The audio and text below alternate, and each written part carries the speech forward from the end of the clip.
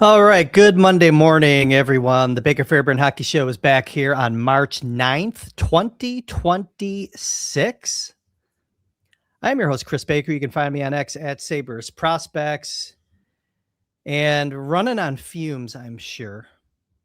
With me, as always, is your Sabres beat writer for The Athletic. His name is Matthew Fairburn. Get over to theathletic.com/Sabres and taking all of Matthew's work here this season, including his recounting of a pretty wild game that the Sabres played Sunday night at KeyBank Center, an 8-7 victory over the Tampa Bay Lightning. Before we dive into all of that, and there's a lot to get into with that game. If you're watching this on YouTube, like this video, subscribe to the Sabres Prospects YouTube channel, hit the notification bell so you know when a new episode is ready to go or if we go live. If you had that notification bell hit, you probably got a notice that Matthew and I went live on Saturday covering the trade deadline and all the bits and pieces with the Colton Parayko saga and all of that. A lot of good stuff there, but that was a live one. We may go live again, so hit that notification bell. And you can find the Baker Fairburn Hockey Show on Apple, Spotify, wherever you get your podcasts.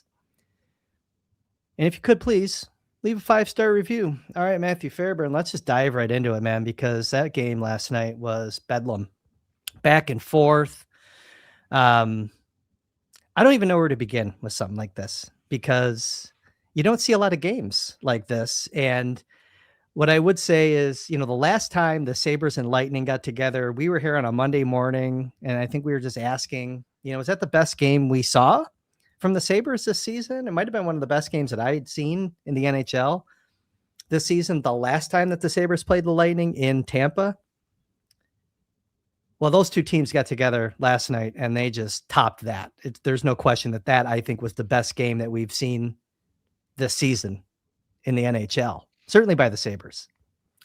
Yeah, it's always tough to, I'm not watching every game across the NHL, but it's hard to imagine there was a better game of the year candidate than that one. I mean, 15 goals, 102 penalty minutes, 2 multi-goal lead changes. I think it was 5 fights, technically 5 fights in total, but it felt like there was a scrum after every whistle.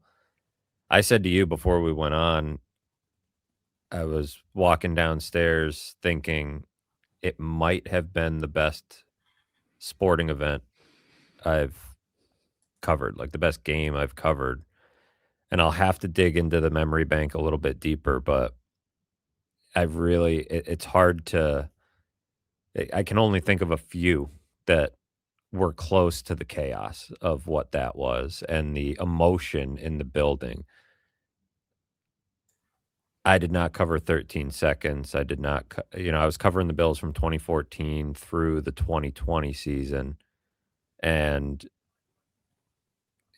I covered a few of the Bills playoff games the last few years, but that game, I know it wasn't a playoff game, but holy smokes. I think I saw the last time there were 15 goals and 27 or more penalties in an NHL game was 1994. So rare what we saw, but also the moment for Sabres fans, right? And hockey in this town. We were texting before the game, our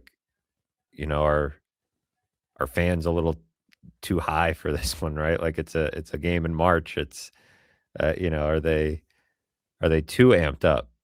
And turns out no, they were not, because it lived up to, people were treating it like the biggest hockey game in 15 years in Buffalo because it was the biggest hockey game in 15 years in Buffalo. And then it matched that energy. You wondered, because before the game, we're talking to John Cooper, and he sort of just downplayed it, as you would expect, right? He's like, great. He's like, let's get this narrative out of the way. Great for them.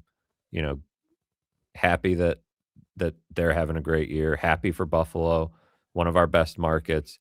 But he's like, I'm more worried about my team, trying to figure out what we have going on, and he sort of just, he didn't want to get too deep into the back and forth, into the rivalry, the brewing rivalry of it all. Well, hard to ignore now, John. Like, hate to break it to you, but now it's real. I mean, I don't really know exactly where to start other than to say, out of all of it, the most impressive part to me is that like at 7-5, it felt like they were done.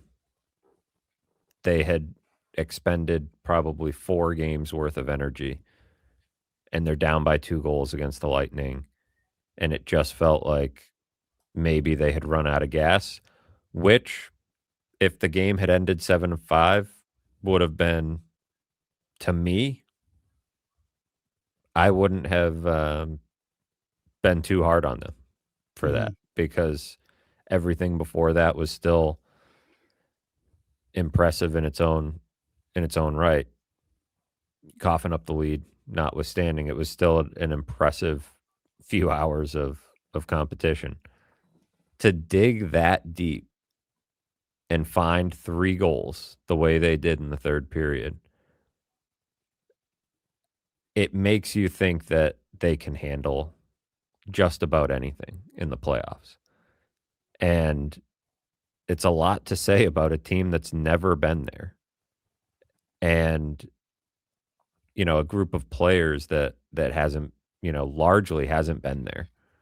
But a game like that, I'm always joking in the press box, because it feels like for months people have been, the questions come up after a game. Oh, was that like playoff hockey? That's like a good taste of playoff hockey, right? A good test, right? Mhm. Felt like playoff hockey. And you hear players be like, oh yeah, that felt like every game's the playoffs. And in my head, I'm just thinking, that's not the play. Like, that's not the playoffs. That's not the playoffs. It's not even close. Last night, it was like, okay, that emotion in the building and the emotion between the two sides, like that's a playoff game, right? And the way they came back and dug deep to win that game was probably the craziest part to me, that they When you had that in them.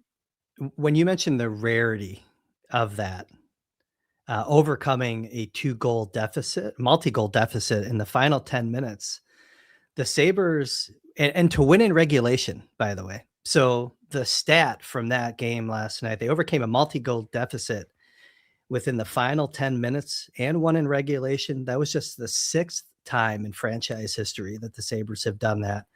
Of all the games that you play in the regular season, they've done it just 6 times in franchise history. The last time they had done it was the day after Christmas in 2015. So that was a while ago. But then before that, 2003, and then 1988, 1981, and then March of 1976. That's the stat courtesy of the NHL media site.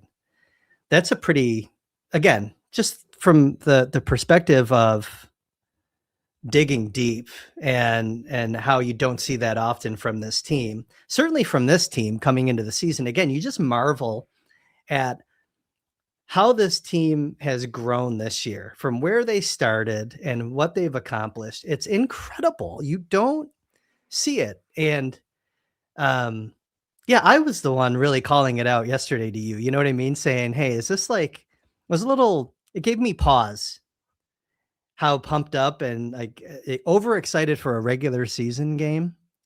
And maybe I'm just not realizing what was on the line for the team and the fans. And I was wrong, certainly wrong. And bottle that, by the way, if you're listening to the show. I don't admit that very often. Well, Okay. you're not wrong very often.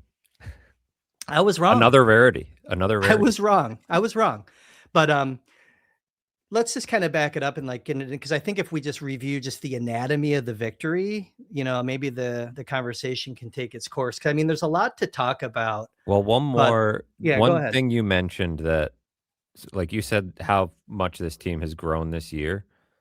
And the thing I kept thinking about, and it will probably be a decent jumping off point for the anatomy of the chaos.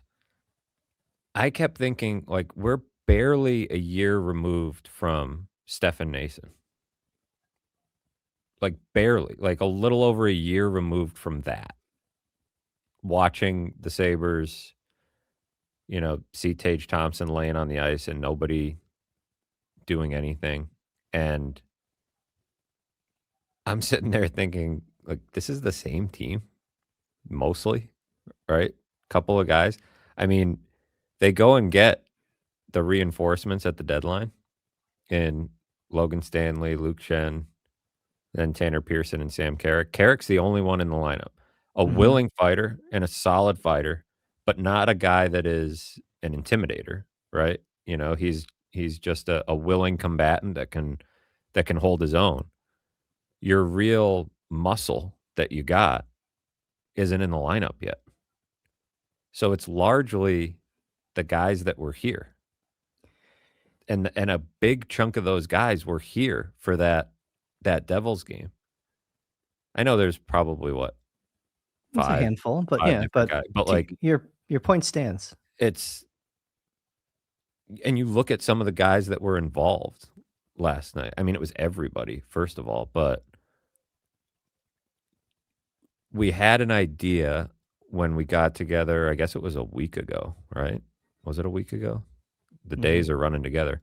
After the Sabres beat them 6-2, and we mentioned as a deadline need, that was a game they should keep in mind because the Lightning wanted it to get nasty. They wanted to drag the Sabres into the mud, and we just wondered about the Sabres' ability to handle that. This is mostly the same group we talked about with the addition of Sam Carrick a week ago, and they didn't win a ton of those fights, but they didn't hesitate.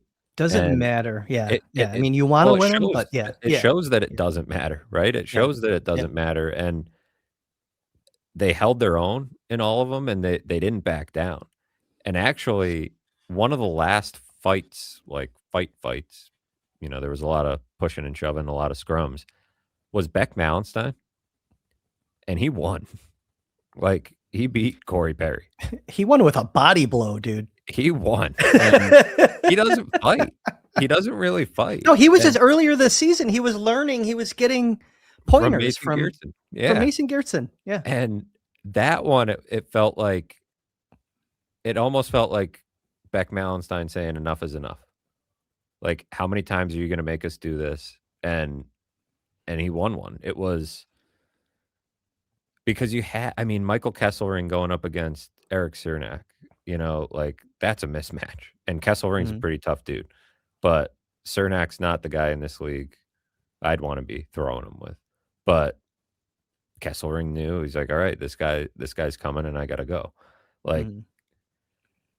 we can bring it back to I mean, it starts 5 minutes into the game, right?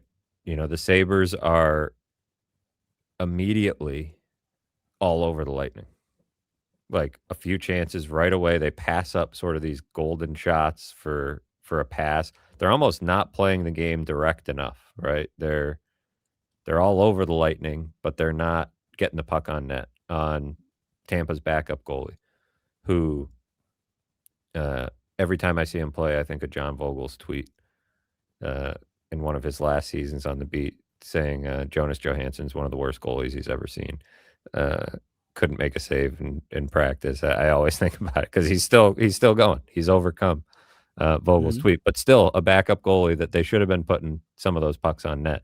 And then it was like immediately the Lightning almost they made them play more direct because the emotion of the game took over about 5 minutes in. It was Brandon Hagel and Anthony Cirelli stapled Tage Thompson to the boards from behind, Yep. and immediately everybody's in there. And that was the moment where you saw the Lightning's frame of mind and game plan because Radish immediately went for Dahlin Mhm. and basically forced him into a fight. Like, Yeah, he Dahlin's did. not Yeah. looking for that fight. Dahlin's looking to go in and defend Tage Thompson, pull guys off, throw a few, but he's not grabbing a guy looking to go. He's not grabbing Darren Radish looking to go. Radish knew that Dahlin he was gonna make Dahlin answer. JJ Moser was there punching. I don't know if he was hitting Dahlin or Thompson, but he was also he went right into scrum before Radish got there, and he was throwing. punches down at the top of the pile too. So Dahlin Radish ends up as the first fight of the night. Dahlin does not win the fight, but hangs in there for the most part.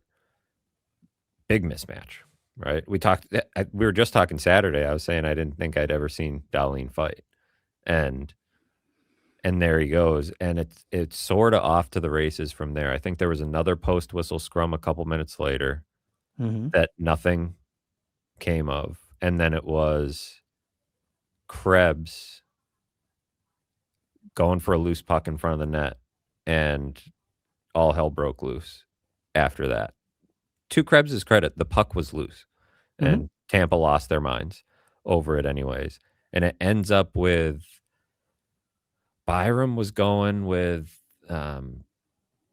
one of their bottom pair defensemen, I'm That's blanking too. on his name. Yeah, Yeah. and then Krebs goes with Hagel, and Hagel's name will just keep coming up because Hagel was involved in all of it, and it probably there's only one goal in the first period.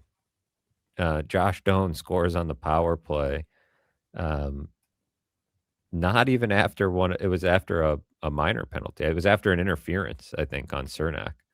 He hauled, Norris down. I think it was Cernak who did it. It was. Um, keeping this all straight in my head it was something last night when I was sitting down to write the story. But so they get that one, and it's 1-0 after, one period. I think there were 70 penalty minutes in the first period alone, and right at the start of the second, we got Kesselring Cernak because Cernak and Kesselring were trying to go. But again, it was a case where I think Kesselring was shaking his gloves at somebody else, and Cernak jumped in from the side. I mean, this is, you know, an introduction for anybody who didn't know, anybody who hadn't watched Tampa, Florida lately, that like what type of team Tampa is, and some of the lengths their guys will go to. But I think the real fever pitch in a way was Hagel on Dahlin Mhm. in the second period, which felt like, hey, look, there's a lot of post whistle scrums, there's guys throwing punches in crowds, and there's fights, and there's this, and it is what it is. It's hockey. The Hagel play felt like it crossed a line, I think. And Borderline Bertuzzi. it was, you know what? It's interesting you say that because I'm pretty sure yesterday was the anniversary of that play Yeah, a little bit different circumstances, right? But I mean, in terms of just jumping a guy from behind, I mean, and because continuing, right? That was what yeah, got me punching him when because he was down, and yeah, that was we talked but about Dahlin on Saturday. Like, Dahlin invites a certain level of retaliation. Like, he crosses the line a lot, more than anybody on the Sabres and more than a lot of guys in the NHL. He pisses other players off because the cross checks to the ribs, the slashes, the little plays that he can get away with to piss other guys off, he does it. It's why they needed a guy that can kind of stand in. But what Dahlin did, like the reaction from Hagel was clearly over the top. I think what pissed Hagel off the most and what frustrates guys the most about playing against Dahlin is he will do that stuff and then he typically does not want to fight. And Hagel wanted to fight him, and Dahlin didn't want to fight and turned away. And Hagel threw, I think, 3 punches yeah, before Dahlin started going to the ice, and then threw a couple of more, and somehow walked away with just a double minor. He, if the refs had any hope of getting control under that game, that was the play to do it, right? You throw Hagel out. Hagel was at the middle of practically everything that was happening. Um, and he ends up getting that 7th goal that probably would have been the game winner if the Sabres didn't find a way to pull it out. I think he had an assist on another goal. Like he's also a good player. So he's, you know, there was a point at some point in the third period where I was like, does this guy ever come off the ice?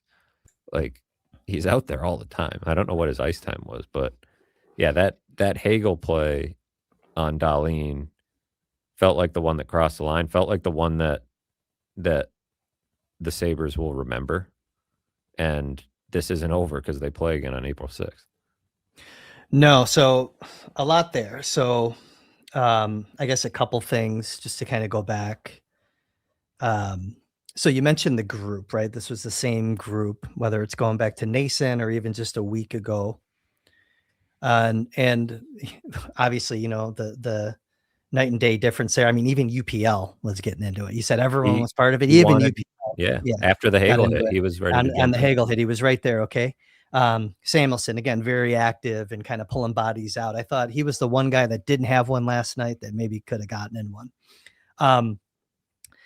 But you mentioned that Sam Carrick was the only one of the reinforcements that was in the lineup last night. I will argue that the guys were able to stand taller just by virtue of Jarmo going out and getting the reinforcements. Because you kind of hear it in their comments. Doan was mentioning, yeah, we got guys that are coming in too to kind of handle this, and some others. I think just the act. And look, they may have gotten there naturally, part of their progression as a group without Jarmo doing that. But I think Jarmo going out and getting Logan Stanley, getting Luke Shen, they've already seen Carrick, who, by the way, has had really some nice moments in a very short 2-game career thus far with the franchise. I thought that was part of it. The mental backing that they, he just propped them up. They're able to stand taller. Jarmo identified that. And it's a good thing that last Tampa game, when they completed the Florida road trip, was fresh in the memory going into the week of the trade deadline, I think. A blessing in disguise for this team. Something I'm not sure Kevin would have acted on if he was still the general manager. By the way, I think Kevin failed to see. I think Kevin failed to see that several times. And I feel like it's like he would sort of half address that in the wrong way, right? Like the and then he would overcorrect it with like a Geertsen, and it was only because of Lindy. You need your general manager to identify that and act. And get good players, like get useful players that can do it, and not like I saw Jeff Merrick tweet after the game or at some point during the game, Mason Geertsen will probably be called up before the next one, and it's like they don't need him.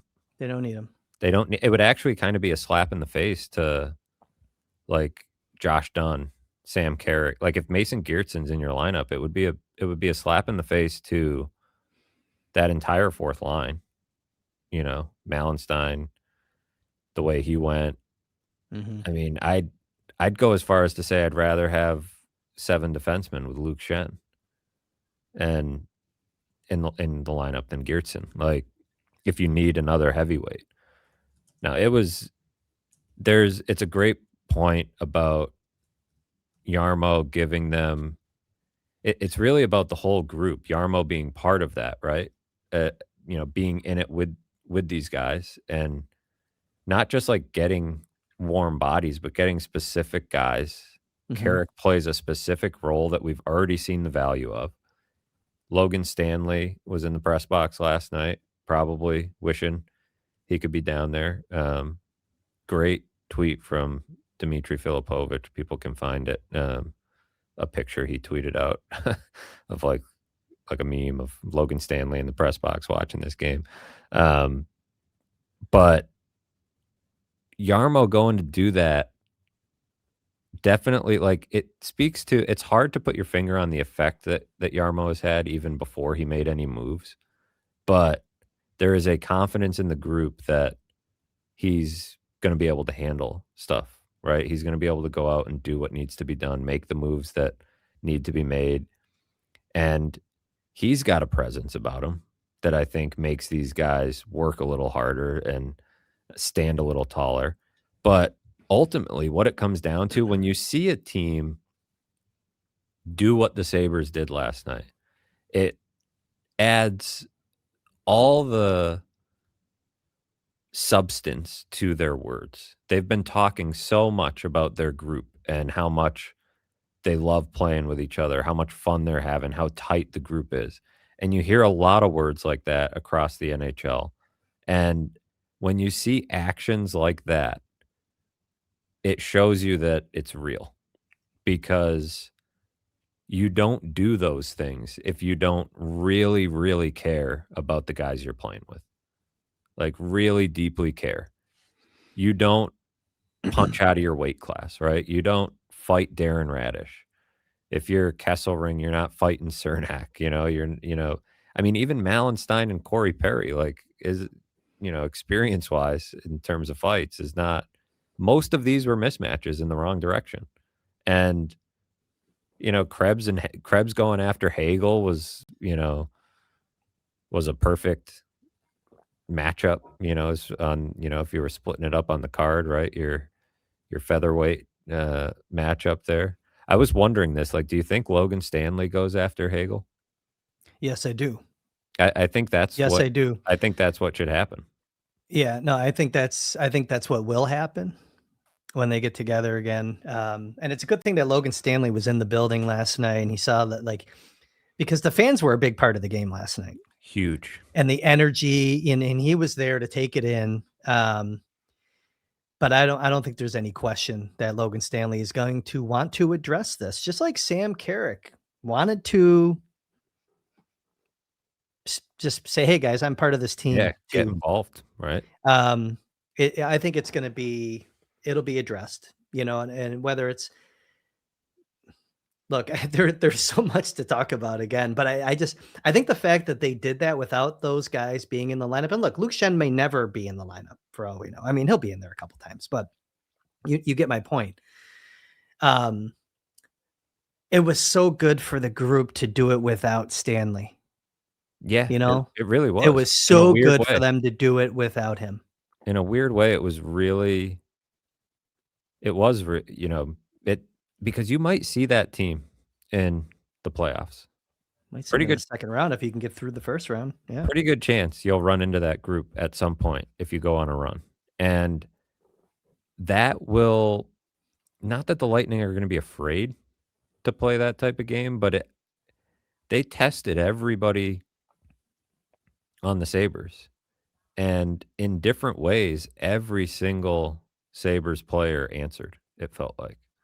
They tested so many guys, and even the guys that didn't fight, I in my head, I'm thinking of Noah Ostlund because for a long stretch of this game, it was like, "Okay, this is the type of game that is a little bit like, how hard is his heart pumping right now?" Right? Like, he is not that type of player, right? He was standing up on the bench the whole time. He was engaged. But Like he was, yeah. But what got me is he was not having his best game. He had a couple of bad moments where I just think the adrenaline of it all, the big game moment was getting Yeah. to Got him. his pocket picked. Yeah. But the play he made to get the zone and drive the net to draw the penalty that ended up winning the game was it was like this guy's ready for playoff hockey. Like this guy is he's got it in him. Like and we've talked about him before where he's not the biggest guy, he's not the strongest guy, but he is competitive and he's hard along the walls. That play he made, I mean, we know the talent, but that was like, all right, this guy's ready for the Yeah. moment. This guy's ready for big games. And so that's why I say in so many ways, different guys answered. And I don't think the Lightning are going to be afraid to get into that type of game the next time. But now it's in the back of their head of like, man, these guys they're not going to just turtle when we start doing this. And not only that, but they're going to have Logan Stanley next time. Yeah. And I think Logan Stanley changes that game, not just because he can beat the piss out of somebody if he wants to, but like the hits, right? Yeah.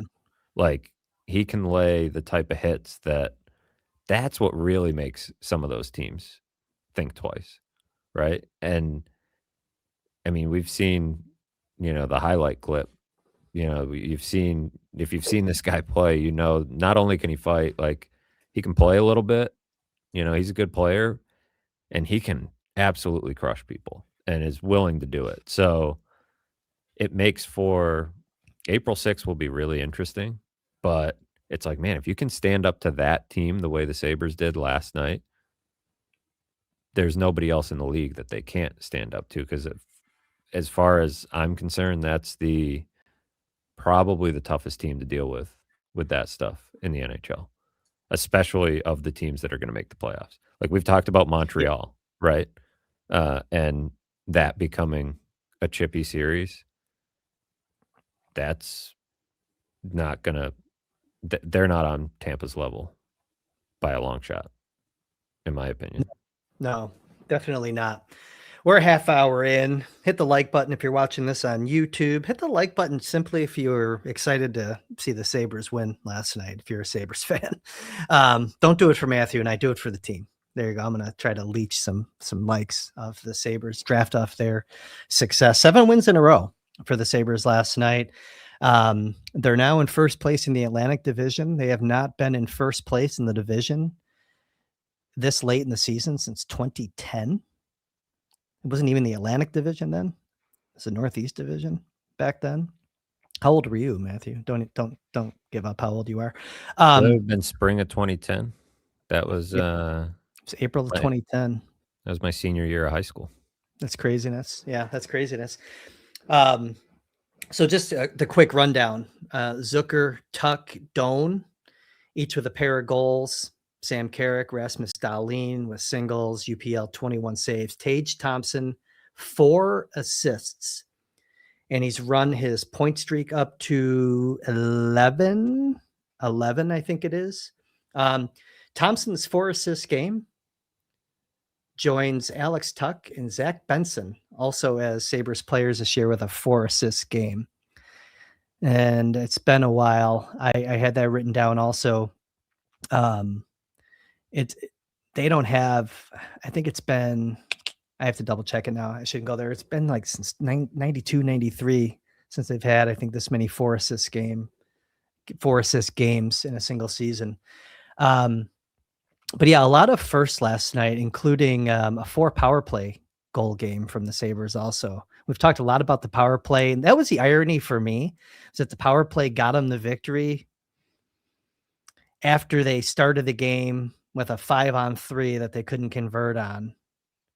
And like the highlight of that early 2-man advantage that the Sabres had was like a Bo Byram stiff arm. What do they have? 2 shots on goal in that 2-man advantage? And you're like, here we go again. Full 2 minutes too. It was after the Dahlin fight because Radish had already picked up a slash before that. And then Hagel got the boarding. And so then the 2 minutes or the 2 fighting majors, they, cancel each other out and they end up on the 5-on-3. Somehow in that whole scrum, there was nothing extra. And yeah, so 2 full minutes of 5-on-3. But that's why I say it feels like the emotion of the game made them play more direct and brought out the mentality that they needed to have in general. Like a lot of the goals they scored were about being direct and getting at the net. The power play, I mean, Doan was huge in this game. Zucker, I mean, Zucker is so important. He was an emotional leader. He's so the group important. Last night. Yeah. He was involved consistently after the whistle, but man, you talk about like, I kept thinking about what Jarmo Kekalainen said on Friday. Like, these are the games where you learn about, when you're evaluating as a GM, as a scout. Like, from here on is when you learn about the competitive nature of a player and who rises to the moment. Jason Zucker, top of the list for me. Josh Doan, very high on the list. I already mentioned Noah Ostlund. Like, super encouraging sign from Noah Ostlund to make that play after the way the game was going for him. Those 3 kind of stick in my head, but I mean, Rasmus Dahlin, the goal he scored, they're down 7-5, and it's Carrick gets it to 7-6, right? I believe it was Carrick. No, did Dahlin? Let me look at the game sheet again here. Carrick gets it to 6-5 is what happens. So Point puts the Lightning up 6-4. It was the goal that was sort of like an own goal by Bo Byram. Weird play in front of the net. Carrick gets it to 6-5. Hagel immediately comes back and makes it 7-5. So it's about 10 minutes left. Yep. And they're up 7-5, and it's that guy who scores it too. It was like a real bag deflator in the Mhm. arena, right? It was like the energy had been sucked out. And then Then it was Dahlin Dahlin. makes the play, individual effort from the blue line, walks in, perfect shot to find an opening and makes it 7-6, and the building came alive, like, big time.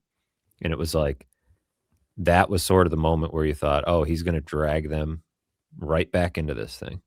And then it was from there, Jason Zucker with an incredible goal. Like, Mhm. there was a few times last night where you thought, "That's the fastest." Incredible pass, Yeah. actually.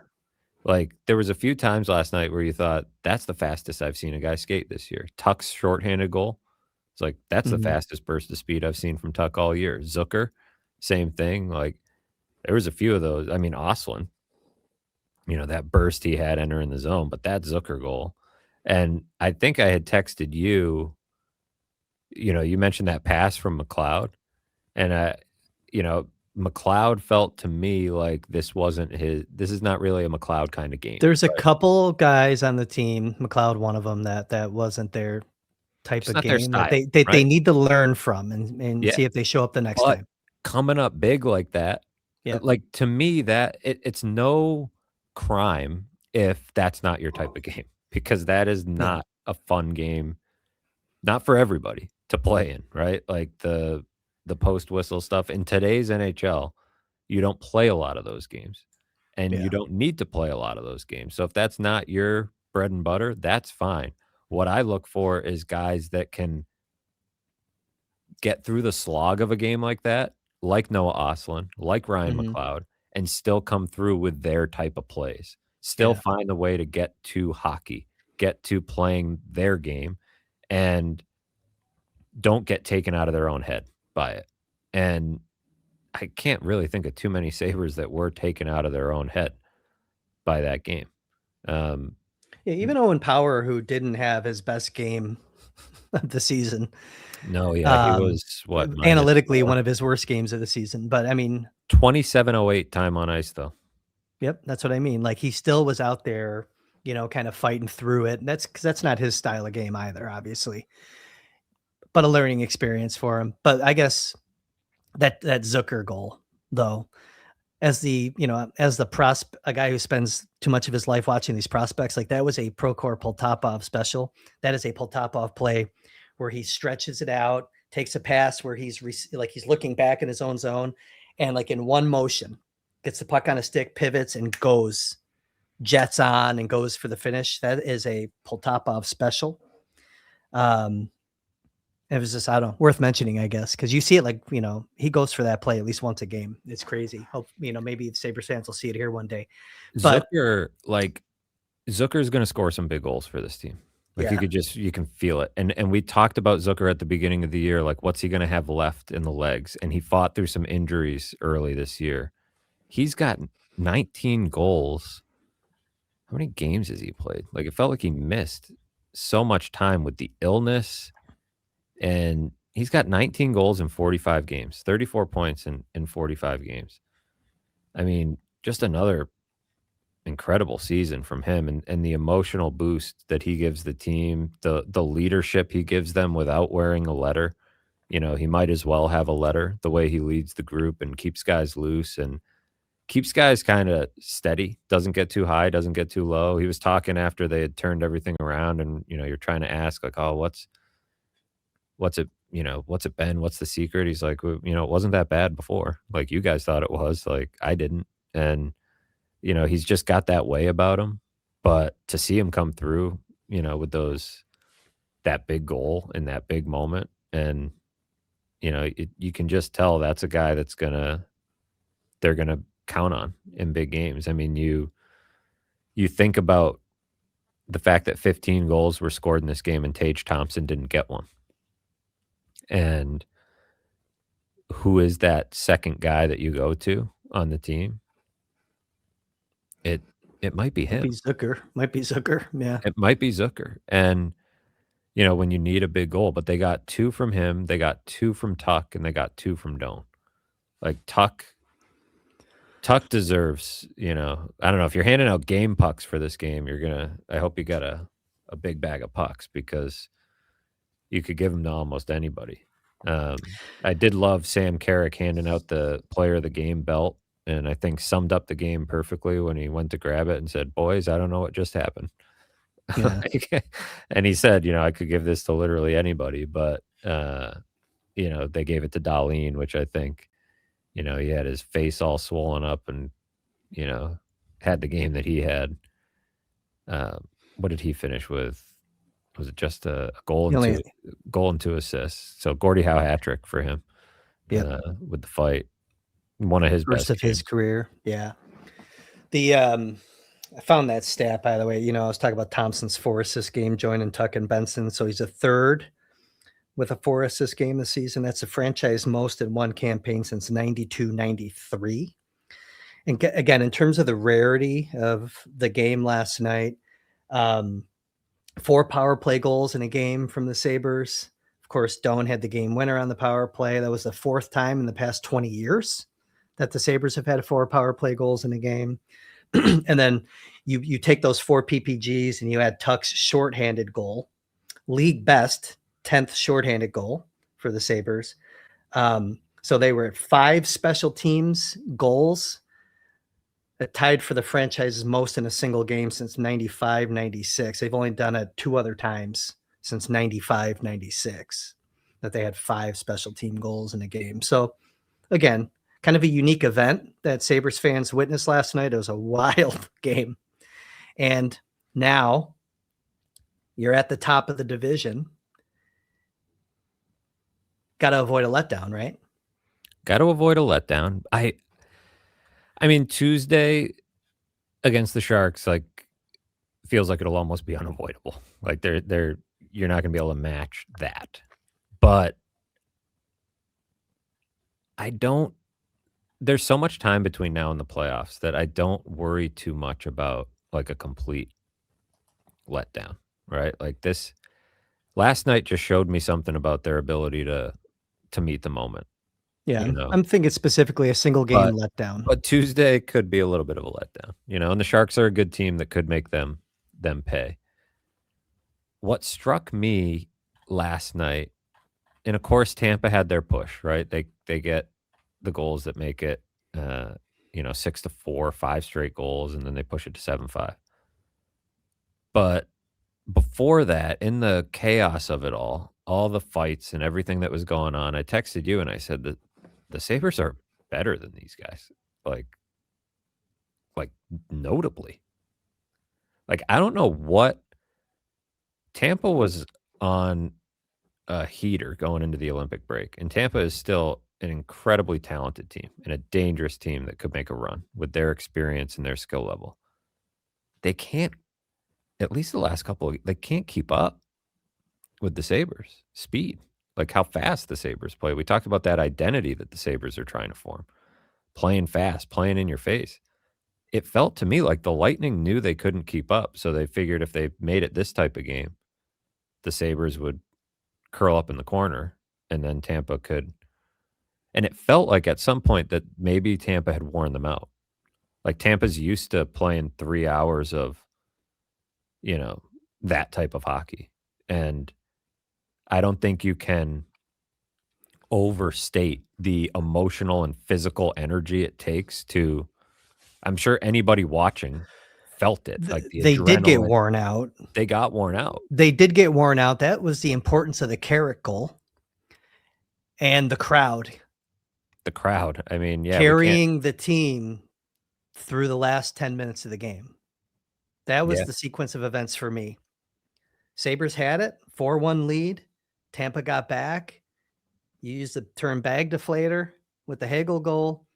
The Carrick goal really got him kind of cooking though in that right direction even before like the crowd carried the team into there that was a final 10 moment where the minutes. crowd, it was like in between whistles. I want to say it was 7-6. It was before the Dahlin goal, I think. And or no, Dahlin's goal made it 7-6. So 7-6. so Yep. maybe it was still 7-5, or maybe it was 7-6. And it was before the Zucker goal. but there was a moment in between whistles where nothing was going on, and the crowd got so loud and just sort of they met the moment, right? Everybody was standing. The place was going nuts. It was like there wasn't any message on the video board to get loud. There wasn't even really any music going. It was just the crowd. And it's a good call out by you because a few guys mentioned it after the game. Like even Dahlin said we couldn't have won the game without the crowd. And there's been platitudes about the crowd along the way, right? Like guys almost urging the fans to like, okay, keep going, keep going. Like we love it when the building's full and this is the crowd we've been waiting for. Like last night felt like I asked Alex Tuck, I was like, have you ever heard it this loud in here? And he said, no. I said, maybe when you were 8 years old. He goes, I don't even like I can't even remember. And of course it's going to be different when you're playing and you're in the emotions of it all.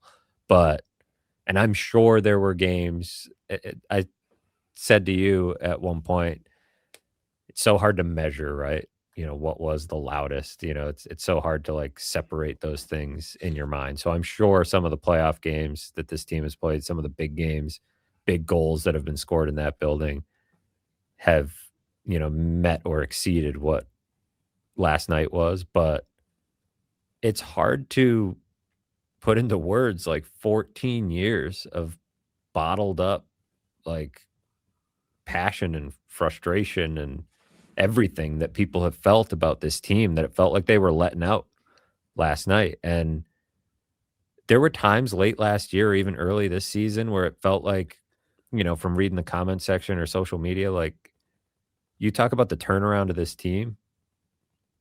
There were times that I think this team to people, to fans was like flat out unlikable to a certain group of the fan base, right? Maybe it was the Nason thing or it was like, different things where there was something that people were like, man, like they can't meet the baseline. And like last night, it's not just that they won an incredibly thrilling game, but it's that this is a Buffalo kind of team. Like this is the team that Buffalo that is kind of an underdog, right? From where they started the season, but plays that kind of hockey. And they're not full of the guys that the Lightning have that are used to playing that and can muck it up.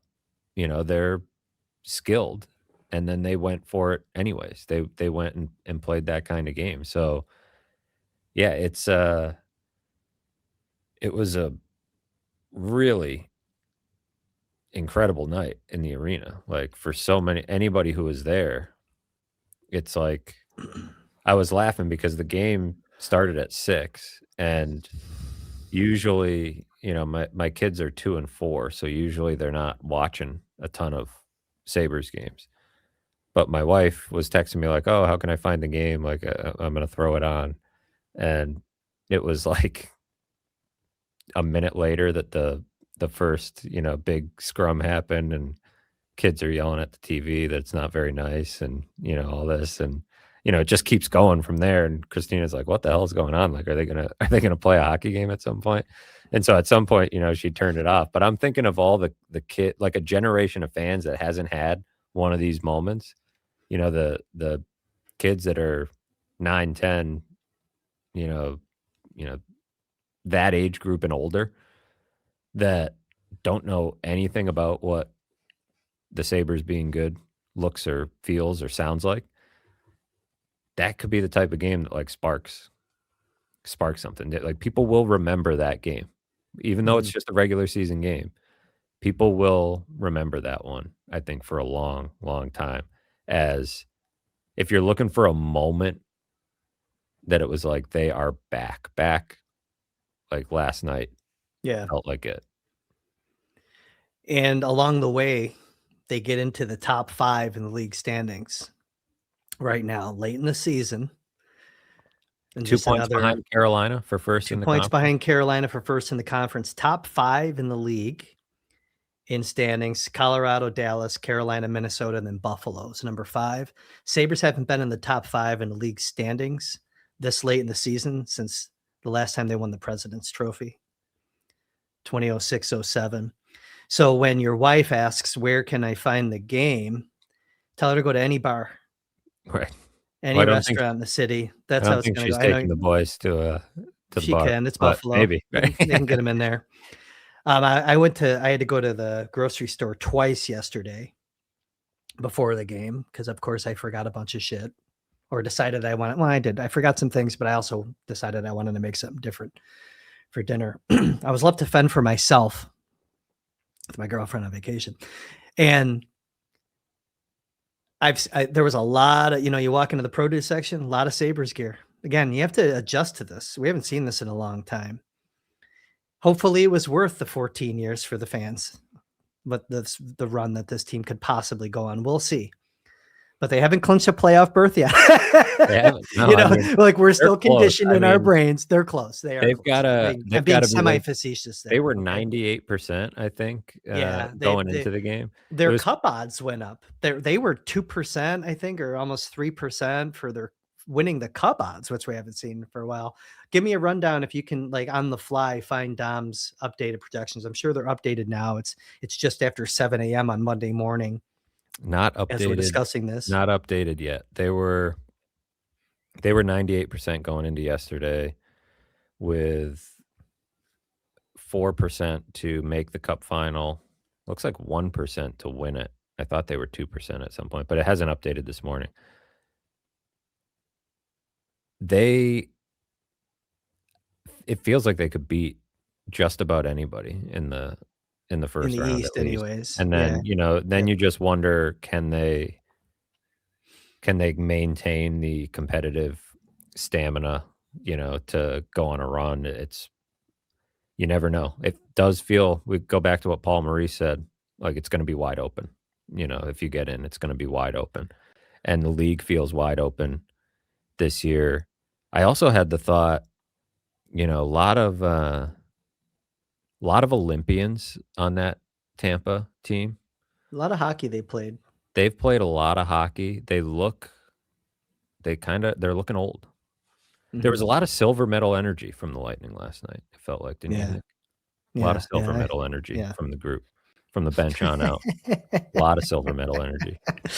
Hey, the Um, reality, by the way, so what makes you nervous moving forward, I guess, you just want to look at the next game. I'm still looking at the next game. We're talking big picture. Try to avoid a letdown. Try to stay mentally focused and poised on the task at hand to just keep getting as many points as possible. The goal is first in the conference now. A couple of weeks ago it was first in the division. You're there. Now the goal is first in the conference. You got to keep banking points. So keep just looking at the next game if you're the Buffalo Sabres. And if anyone wants to point out the fact that UPL let in 7 goals, he had 21 saves on 28 shots last night. Let's just step back. It was a unique game. Okay. And I'm not making excuses for UPL, but in the big picture, Alex Lyon and UPL have been the top 2 in save percentage across the entire league for the past 3 months. And don't lose focus of that. You can become concerned about goaltending if it continues in the final less than 20 games, the remaining games in the regular season schedule. But I don't want to overreact to the rotation. Keep the rotation going. You don't want to overreact, I think, to that game last night, even though UPL let in 7 goals. You agree with that? I'm Or are glad you you mentioned UPL because he was on my list of topics to get to, and I would have forgot. That's why you're in the pilot's chair. Loved Lindy Ruff's answer when he was asked if he considered taking him out at any point, and he said no because he was in the fight with us. And I loved, like, can't say enough how much I loved that mentality. That because he was. I mean, we talked about it in the second period. He was literally in the fight. yeah. Like he was ready to go after Hagel. That game was incredibly chaotic. There is an element of look, at some point they're going to have to decide, assuming they finish the job and get to the playoffs, they're going to have to decide who's their game 1 guy. If you asked me a week ago, I might have leaned Luukkonen. You Mhm. know, that game last night makes you think, okay, like I don't think you make that decision until you know who's going toward the end of the season, right? Yeah. And A lot of hockey left to play. a lot of hockey left to play, and we don't know who will be the hot hand, frankly, when they get to the finish line. I don't know that the game is all that much different from a goals against standpoint if Lyon's in there. I really don't. Like, some of the Yeah. goals that were scored were just there was a lot of defensive breakdowns on both sides because of the way the game was being played, and Luukkonen let up some big rebounds. He definitely wasn't sharp, not pretending that he was sharp, but I liked the idea that, like, okay, this guy's in the battle with them, and let's also not forget that Colton Ellis has been the backup, right? Colton Ellis has been backing up so that the other guy can get, like, a true night off, not put his gear Mhm. on and be able to mentally just check out, and I think that's been actually really It's helpful. actually really helpful. Yeah. Like, really helpful, and, John Cooper was even before the game asking we were asking who was playing, goal for them, and he said, "Who's gonna be in for them?" It's like, "Well, probably Luukkonen," and then he was trying to figure out how they've been doing it, and, we let him know that Colton Ellis backs up. He asked about Ellis, I think is what it was. He says, "What's the deal with Ellis? Does he play?" Or it's like, "Well, he backs up every night," and he's like, "Huh, that's interesting." He's like, "That must be nice." And it's like, "Yeah, I think early in the year, the 3 goalie thing was a headache. Now it's like, yeah, actually, no, yeah, it is. It's kind of a luxury that Alex Lyon and Luukkonen can get a true reset." And yeah, I'm not panicking on Luukkonen. In fact, I think a game like that, getting that out of the way in the regular season, like feeling a game like that again, not having your best stuff, but just like being able to lock in and compose yourself and make a few saves when you need to. I'm probably like, if you're dropping the puck tomorrow on the playoffs, I'm starting Lyon, but I'm not going away from for a few reasons. I'm not going away from the back and forth because even if your plan is to have Lyon as your game one starter, you got to manage his workload the rest of the way because we saw him wear out early in the season and get hurt. You can't have either of these guys getting hurt, and there's a decent chance you'll need them both in the Man, playoffs. If there's you, yeah, there's still 22% of the regular season schedule left to play. 22. That's a lot. yeah, There's a lot that can happen, you might need you know? Colton Ellis to play a few games, Might need frankly. Colton Ellis. I think you gotta, take a deep breath on some of that stuff, and I know it was not Luukkonen's best, but he still had he still had to make a few saves that, in any game like that. I think it's pretty rare for a goalie to let in 7 goals and win a game. I think it's happened. I can actually pull it up because somebody sent it in Slack last night. Um, let's see. 28 goalies, it looks like, have done that. Luukkonen was the 29th Hmm. that have, in the last 40 years, that have allowed 7 goals in a game and won. So pretty rare. And most of the time, actually, Marc-Andre Fleury was the last one to do it in last spring. It's only happened, that was the 6th time it's happened since 1994. So pretty rare. A little more common back in the day. You saw more games like that, but yeah, I'm not bailing on Luukkonen because of that game. In fact, there weren't that many moments other than probably that big rebound he gave up that Hagel scored on. There weren't a ton of moments that you felt like it was on him. Yeah. It got sloppy, and the Sabres weren't as tight as they normally were because I think of the emotional and physical energy they expended and all the fisticuffs and whatnot. Well, at 2 hours and 54 minutes, that was the Sabres' longest game of the season. We should probably make sure that this isn't our longest show of the season. So we're at 59 minutes right now. That's a signal that we should probably get our plugs in. Save some meat on the bone for shows that we're going to do this week. So I'll fire away, Matthew, on where the people can find your work. Yeah, people can head to theathletic.com/Sabres. I tried my damnedest to do it justice last night and put into words what we all saw. It was a fun one to cover. Like I said, if it wasn't the best sporting event I've ever covered, it was up there. So tried to do it justice. Like you said, the game went almost 3 hours, and it started an hour early. I was still leaving the rink at the same time I typically do, like just after midnight, because trying to put it all there's the trying to put it all into words, right? For a big moment, you always feel a responsibility to do a game like that justice. So there's that, like the big game, you know, part of it. But then it's like there was 15 goals and 102, like you're trying to make sense of it all at the same time. So very good test or preparation for the playoffs.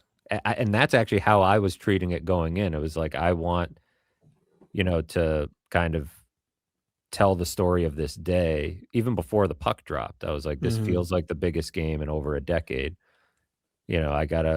I'm gonna, test out some different things as far as like what it's gonna be like to cover a playoff game. And it was yeah, I don't know if I did it justice, but I tried to. So people can go to theathletic.com/sabres and judge for themselves. But um yeah, it was a wild night at the arena, and there's gonna be more wild nights to come, it seems. So good time to get on board and start reading. Sabres are amidst a 5-game homestand, which will continue Tuesday when they host San Jose. It continues on Thursday with a game against Washington, and then they'll conclude their 5-game homestand Saturday against the Toronto Maple Leafs. Think Kind there's of a lot of loses Leaf its fans. luster a little bit, You but you we'll think see, right? I guess we'll see. you think It's there's a gonna be lot of Leaf different. fans trying to get rid of their tickets for that one that they bought Yeah, at the right. beginning of Yeah, the the year? irony, right? Like, Yeah, maybe Sabres fans can get them back. buy them from Leafs fans and stock the building. Sabres have had 8 consecutive sellouts at KeyBank Center.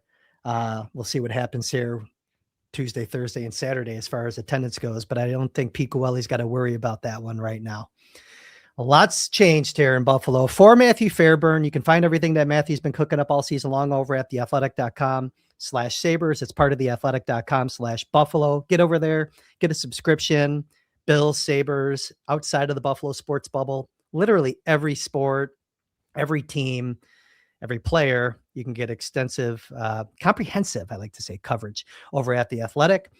For the production crew who is ready to go here for another week of Sabres hockey, I'm Chris Baker. Thanks, everyone, for hopping in. Hopefully, we covered everything that you wanted to hear about that Sabres Lightning game. If not, we'll talk about it again soon. Maybe not that game, but we'll be talking about this team for sure in a couple days.